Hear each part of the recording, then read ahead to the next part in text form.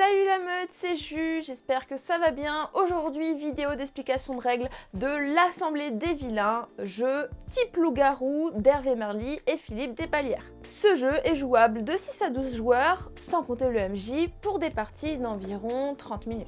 Attention, l'Assemblée des Vilains n'est pas une extension, c'est un stand-alone, un jeu à part entière. Si vous connaissez déjà le principe des jeux type loup-garou, eh bien déjà abonnez-vous, parce que c'est une chaîne dédiée au jeu du loup-garou, et vous pouvez passer directement au chapitre 2 de cette vidéo qui vous expliquera comment organiser une partie de l'Assemblée des Vilains. Dans les jeux type loup-garou, et donc dans l'Assemblée des Vilains, les joueurs se voient distribuer une allégeance qui déterminera leurs conditions de victoire.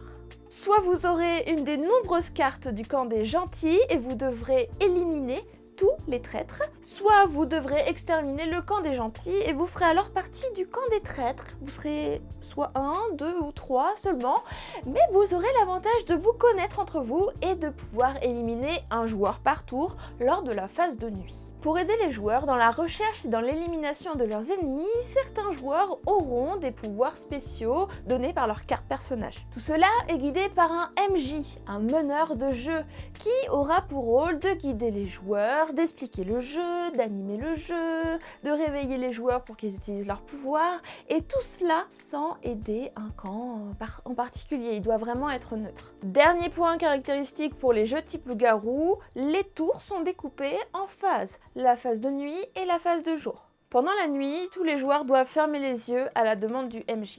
Il va appeler les traîtres à ouvrir les yeux et à désigner discrètement, le plus discrètement possible, un joueur éliminé. Puis il appellera chacun leur tour les rôles à pouvoir qui agissent la nuit. Ainsi, toutes les actions de nuit sont réalisées dans le secret. Vient ensuite la journée, le MJ demande à tout le monde d'ouvrir les yeux, il annonce s'il y a eu un mort et lance les débats. Les morts, ils se taisent, ils ne peuvent plus parler, ils peuvent garder les yeux ouverts et regarder la partie, souvent c'est très drôle à regarder. Les joueurs vivants, eux, vont débattre pour essayer de trouver les traîtres parmi eux. En effet, pour gagner, les traîtres vont devoir mentir et se faire passer pour des gentils, alors qu'en réalité, de façon cachée, ils ont une carte de méchant. Voilà pour le principe général des jeux type loup-garou, vous savez tout. Passons maintenant aux règles spécifiques à l'Assemblée des Vilains. Dans l'Assemblée des Vilains, les méchants de Disney dirigent maintenant le monde qui est plongé dans les ténèbres. Ils forment en effet une assemblée où tous les vilains sont réunis pour régner ensemble sur leur monde de chaos. Cependant, certains vilains ne supportent pas de partager le pouvoir. Ils veulent renverser l'Assemblée des Vilains et du coup, eux, on les appelle les traîtres. Dans ce jeu, 2 cartes au total seront distribuées aux joueurs. Une carte d'alignement parmi celles-ci qui déterminera s'ils sont dans le camp des traîtres ou dans le camp pro-assemblée. En plus de leur carte d'allégeance, finalement, ils vont recevoir une carte personnage qui va déterminer leur pouvoir de la partie. Pour jouer, le meneur de jeu réunit 6 à 12 joueurs en plus de lui-même. Les joueurs s'assoient en cercle et le MJ, s'il souhaite, peut créer une ambiance pesante en racontant l'histoire du jeu. Il va ensuite distribuer une carte personnage au hasard à chacun des joueurs. Je me répète, cette carte personnage, c'est votre identité, c'est votre pouvoir et elle est connue de tous. Le joueur qui a Hadès, tout le monde saura qui il est et tout le monde saura quel pouvoir est associé. Par exemple, lui, Hadès, une fois dans la partie, il peut sauver un joueur qui a été attaqué par les traîtres cette nuit-là. Donc à ce moment de la partie, les joueurs font un tour de table pour présenter qui ils sont. Ensuite, le MJ distribue au hasard et face cachée la fameuse carte d'allégeance. Donc si on en revient à Hadès, Hadès il va peut-être recevoir une carte pro-assemblée, donc il va joyeusement sauver quelqu'un de l'attaque des traîtres, mais ça peut aussi être un traître. Il va devoir utiliser son pouvoir pour faire genre il est gentil. Attention, pas de place au hasard, meneur de jeu, il faut mettre à 6 joueurs un seul traître.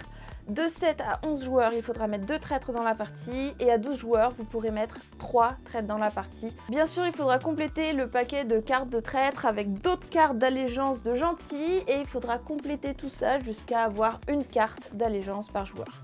Pour votre première partie, le jeu vous conseille de prendre des personnages précis. Il va falloir commencer avec Maléfique et Diablo. Il faudra prendre Hadès et son sbire Peine et Panique. Et il faudra prendre dans la partie le Prince Jean et son sbire Persifleur. Les sbires, les cartes marron, ils ont un pouvoir particulier, mais vous n'allez pas utiliser ces pouvoirs pour la première partie. J'explique ça dans le chapitre 3 pour vos prochaines parties, mais pour l'instant on ignore les sbires. Là, on a assez de cartes pour jouer à 6 joueurs. Vous allez compléter avec n'importe quelle carte du paquet pour avoir autant de cartes que de joueurs. Je vous demande de prendre des cartes au hasard parce que vous allez aussi ignorer les pouvoirs des autres personnages pour cette première partie. On va commencer par réveiller Maléfique, qui est le rôle de voyance de cette partie. Bon, les rôles de voyance sont trop forts à 6 joueurs, donc si vous êtes 6, vous ignorez totalement Maléfique, vous passez à la suite. Maléfique se réveille et désigne un joueur. Je suis le joueur. Ok, je demande maintenant à Maléfique de se rendormir. Toi, tu dors, toi. Ah. Parce qu'en fait, c'est Diablo qui va obtenir l'information. Diablo, je te montre quel joueur a été désigné et je vais te montrer ta carte d'allégeance. Cette fois-ci, j'appelle Maléfique et Diablo. Réveillez-vous tous les deux. Diablo, avec son pouce vers le haut, va indiquer à Maléfique qu'il a vu quelqu'un pour l'assembler. Et avec son pouce vers le bas, il va plutôt indiquer qu'il a vu un traître. Mais en fait, Diablo, il peut bluffer, parce que Diablo peut être dans le camp des méchants et peut du coup mentir à Maléfique. Ça va être tout ça le sel du jeu. Après ça, vous MJ, vous réveillez les traîtres ouvrent les yeux, désignent une personne à éliminer cette nuit. Dernier rôle à appeler cette nuit, c'est Hadès.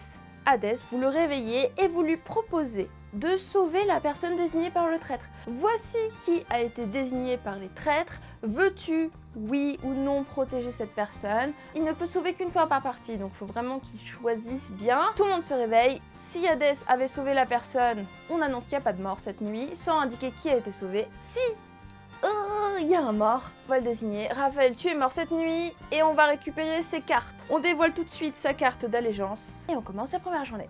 C'est la première journée, tout le monde s'est réveillé, le prince Jean nous fait un petit coucou. Effectivement, on va lui donner sa couronne. Ça indique qu'il est une sorte de maire du village. Si, lors du vote du village, il y a des égalités, c'est le prince Jean qui va trancher. À sa mort, le prince Jean va désigner son successeur pour trancher en cas d'égalité. Comment ça, des égalités? Eh bien, en fait, les joueurs, pendant la journée, ils vont débattre. Ils vont essayer de trouver qui sont les traîtres, ils vont essayer de démêler le vrai du faux sur ce qui s'est passé cette nuit, et ils vont émettre des suspicions envers des gens qui ont l'air stressés, qui ont bougé cette nuit. Et quand vous, MJ, sentez que les débats commencent à devenir un peu plus lents, vous annoncez la fin de la journée et tout le monde lève la main, on va procéder au vote du village. Vous annoncez que vous leur laissez 5 secondes pour réfléchir à leur cible, on baisse le bras et on désigne une personne qu'on veut éliminer, une personne qu'on pense traître.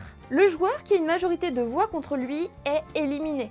S'il y a une égalité, eh bien c'est notre bon prince Jean ou la personne qui possède la couronne qui va départager. Admettons qu'on ait éliminé Peine et Panique, on va révéler sa carte d'allégeance. Oh là là, on a tué un traître, bonne nouvelle, l'assemblée est contente et on retourne dormir, ça sera le deuxième tour. Une nouvelle nuit qui commence, vous allez appeler Maléfique et Diablo, à moins que l'un des deux soit mort.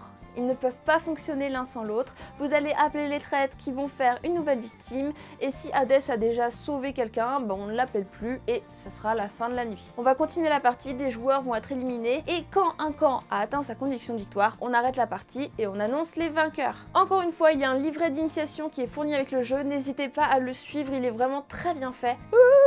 Chapitre 3, jouer d'autres parties de l'Assemblée des vilains. Si vous voulez jouer d'autres parties, vous allez pouvoir ajouter de nouvelles règles, de nouveaux pouvoirs qui vous rendent les parties différentes, mécaniquement plus intéressantes aussi. Je vous avais dit que pour la première partie, il fallait ignorer les pouvoirs des sbires. Mais maintenant, je vais vous en parler. Maléfique possède un sbire qui est Diablo et c'est le seul vrai sbire qui a un pouvoir. Donc on oublie Diablo et on va s'intéresser plutôt aux autres sbires, aux autres cartes marron. On va associer son sbire et son maître. Peine et Panique, son maître, c'est Hadès. Et il se trouve que si le sbire Peine et Panique vote contre son maître, que son maître meurt à ce moment et qu'en plus de ça, son maître était en réalité un innocent, eh bien Peine et Panique sera exécuté. Si Peine et Panique est sûr que son maître est un méchant, il vote contre lui et qu'effectivement son maître c'était un vrai traître, tout va bien, il n'y a aucun souci. Et tous les sbires fonctionnent comme ça avec leur maître. Passons maintenant aux autres rôles du jeu que je n'ai pas encore expliqués. On a d'abord la reine de cœur et son sbire le roi de cœur. Une fois dans la partie, elle a le droit de désigner un joueur pendant la journée, pendant les débats, et dire qu'on lui coupe la tête.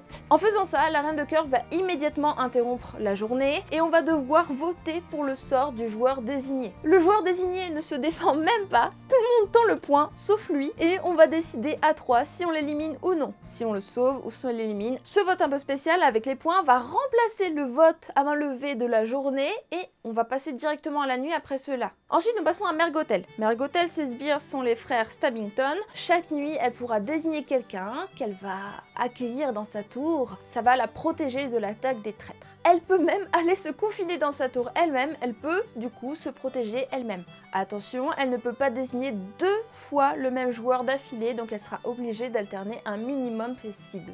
Nous avons ensuite la méchante reine et son sbire, le miroir magique. Chaque nuit, on va la réveiller pour lui proposer d'utiliser son pouvoir. Le MJ va lui indiquer qui meurt cette nuit. Admettons, il lui montre Raphaël qui est censé mourir cette nuit. Ensuite, le MJ propose à la méchante reine de désigner un joueur pour révéler sa carte d'alignement. Donc la méchante reine, elle va désigner, admettons, Kevin, et juste après ça, tout le monde se réveille, le MJ va dévoiler immédiatement la carte d'allégeance de Kevin. Si Kevin est pro-assemblée, tout le monde saura qu'il est innocent. S'il révèle la carte d'allégeance de Kevin et que c'est un traître, il meurt immédiatement. Nous avons ensuite le fameux Capitaine Crochet. Chaque journée, on va lui demander de placer sa corde sur quelqu'un. Il va attacher sa corde à quelqu'un qui sera lié à lui. Admettons, à Raphaël. Si, par malheur, vous décidez d'éliminer Capitaine Crochet, eh bien Raphaël, encordé, va mourir avec. Donc ils seront 2 à mourir. Et chaque jour il fait ça. Il choisit qui il entraînera dans sa tombe avec lui lors de la journée, seulement s'il est voté la journée. Il y a une règle très importante quand vous créez une composition dans ce jeu, avant de passer aux 2 derniers personnages, c'est que quand vous mettez un grand méchant, vous êtes obligé de mettre son sbire avec. Et pour les cas où vous seriez un nombre impair de joueurs, eh bien il y a 2 rôles que vous pouvez mettre dans la partie au choix. Soit vous choisissez Madame de Trémène qui a 2 sbires. C'est son seul pouvoir. Ça fait qu'il y a 2 personnes dans la partie qui n'auront pas trop envie de voter contre elle. Ou on a Shere Khan qui a un pouvoir assez fort mais qui est tout seul. Lui, il n'a pas de sbire. Chaque jour, quand il va voter à main levée contre quelqu'un, il va griffer en même temps cette personne. Il va poser une griffe dessus. Une griffe, c'est un vote en plus pour les prochains votes. Et s'il vote toujours contre Raph, Raph pourrait se voir accumuler des griffes sur lui. Et admettons qu'il ait 2 griffes, bah, ça fera déjà 2 voix contre lui. On vote à main levée, ce qui est très très fort. N'hésitez pas à vous abonner à la chaîne, on parle de loup-garou. On fera bientôt une review de ce jeu. Et on va très certainement, avec notre nouvelle GoPro, filmer une partie de l'Assemblée des vilains. Et le village Sandar.